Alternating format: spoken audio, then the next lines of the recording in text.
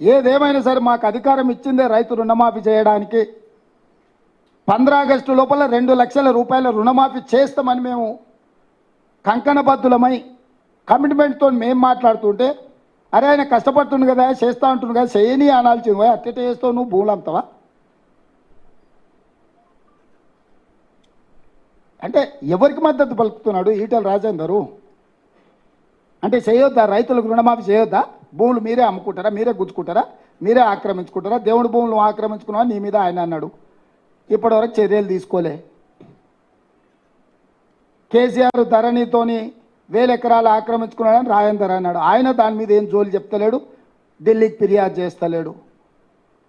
అందుకే నేను కేసీఆర్ను సూటిగా డిమాండ్ చేస్తున్నా, మల్కాజ్గిరిలో బీజేపీ అభ్యర్థి ఈటెల రాజేందర్ను గెలిపించడానికి మీ మేడ్చల్ ఎమ్మెల్యే బహిరంగంగానే మాట్లాడిండు, గెలుస్తున్నాడని అభినందించిండు.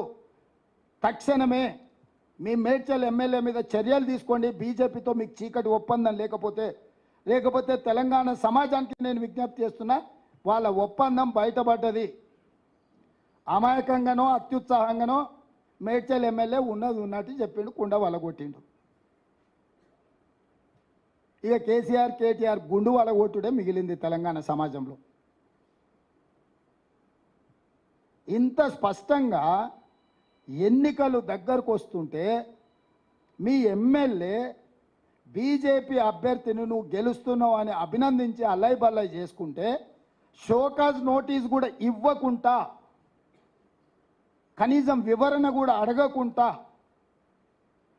ఆయన బీజేపీని ఓడిస్తా అని రంకెలేస్తున్నాడు. ఆయన మహబూబ్నగర్ పోయిందంట, తింటుంటేనే 2 సార్లు కరెంటు పోయిందంట. నువ్వేమన్నా బకాసూరు, నువ్వు అరైనా రోజంతా తిననీకే? ఎంతసేపు తింటావా? 10 నిమిషాలు 15 నిమిషాలు తింటాం తిండి తింటే. సేమ్ ఇట్లనే హౌల మాటలు మాట్లాడింది. సూర్యాపేటలో పోయి పార్టీ ఆఫీస్లో ప్రెస్ మీట్ పెట్టినప్పుడు కరెంటు పోయిందని. నేను మా అధికారులు అడిగితే వాళ్ళకి అధికారికంగా కనెక్షనే లేదు సార్, వాళ్ళు జనరేటర్ మీద ఉన్నారు, ఆ పొట్టైన జనరేటర్లో కట్టబెట్టినట్టున్నాడు, ఆగింది సార్ అని మా అధికారులు చెప్పాను. మరుక్షణం నేను విచారణకు ఆదేశించిన. సూర్యాపేట అట్లట్ల కరెంటు పోయిందని అడిగితే అసలు దాని కరెంటు కనెక్షన్ లేదని చెప్పారు. అంటే ఒక 10 ఏళ్ళు ముఖ్యమంత్రిగా పనిచేసి ఈరోజు ప్రధాన ప్రతిపక్ష నాయకుడు ఉన్న కేసీఆర్కి ఇంత అసహనం, ఇన్ని అబద్ధాలు ఎందుకు? ఏం కొట్టుకపోయింది, ఏం మునిగిపోయింది? ఏం అధికారం లేకపోతే సస్తమా? ఏమవుతుందా? ఊపిరాకి చచ్చిపోతావు? అసలు ఏమన్నా 10 ఏళ్ళు దేశాన్ని బట్టి పీడించిన మోడీని ఎట్లా ఓడగొట్టాలనో బాధ్యత లేకుండా 100 రోజులలో 5 గ్యారెంటీలు అమలు చేసి ఈరోజు 2 లక్షల రుణమాఫీ ఖచ్చితంగా అమలు చేస్తామని మేం చెప్తుంటే, అరే పిల్లగాడేదో తిప్పల పడుతున్నాడు, చేయని చూద్దాం, 6 నెలలు సంవత్సరం సంసారం చేయని, పిల్లనో పిల్లగాడో పుట్టని అని అంటాడు ఎవడన్న పెద్దోళ్ళు. కడపకాడ అడ్డం పట్టుకున్నట్టుంది నా వ్యవహారం. ఏంది జరగొద్దు, ఏంది ఉండొద్దు, ఏం పోయే కాలము, ఏంది దుర్మార్గము? అందుకే తెలంగాణ సమాజానికి విజ్ఞప్తి చేస్తున్నా, ఎస్సీ ఎస్టీ బీసీ ఓబీసీ రిజర్వేషన్లు ఉండాలి అని మీరు అనుకుంటే కాంగ్రెస్ గెలవాలి.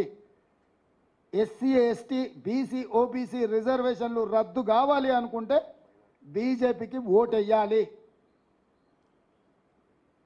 మైనారిటీలను నెత్తి మీద పెట్టుకొని ఊరేగుతాన కేసీఆర్ ఇలా బహిరంగంగానే అమిత్ షా ప్రత్యక్షంగా చెప్పిండు రద్దు చేస్తా అని. దాని మీద కూడా ఇంతవరకు కేసీఆర్ స్పందించలే. 4% 12% చేస్తాను ఊదరగొట్టిండు. ఉన్నాయి రద్దు చేస్తా అని వాళ్ళు డంకా బజాయించి తెలంగాణకు వచ్చి చెప్పారు. ఆడిడే చెప్పలే, ఈడికే వచ్చి చెప్పారు. దాని మీద కూడా కేసీఆర్ పల్లెత్తు మాట మాట్లాడతలేడు. దీన్ని బట్టి ఈ వర్గాలన్నీ కూడా ఆలోచన చెయ్యాలి. మేం కార్పొరేట్ కంపెనీలకు వ్యతిరేకము.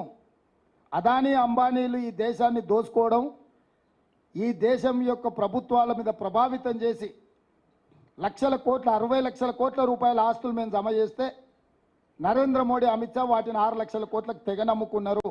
బిఎస్ఎన్ఎల్ ఎల్ఐసి నుంచి మొదలు పెడితే రైల్వేస్ కానీ, ఎయిర్పోర్ట్లు కానీ, పోర్టులు కానీ, నేషనల్ హైవేస్ కానీ ఇవన్నీ కూడా మేము సంపాదించి పెడితే, తాత ముత్తాతల నుంచి స్థిరాస్తులను మేము చేసి పెడితే ఈరోజు పల్లి బఠానీలకు మోడీ అమిత్ షా అమ్ముకుంటున్నారు.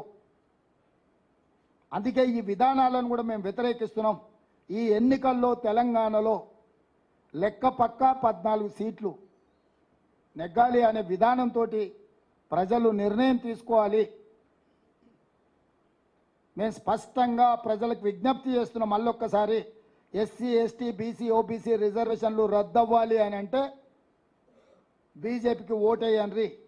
ఎస్సీ ఎస్టీ బీసీ ఓబీసీ రిజర్వేషన్లు ఉండాలి, వాటిని పెంచాలి అని అంటే కాంగ్రెస్ పార్టీని గెలిపించండి.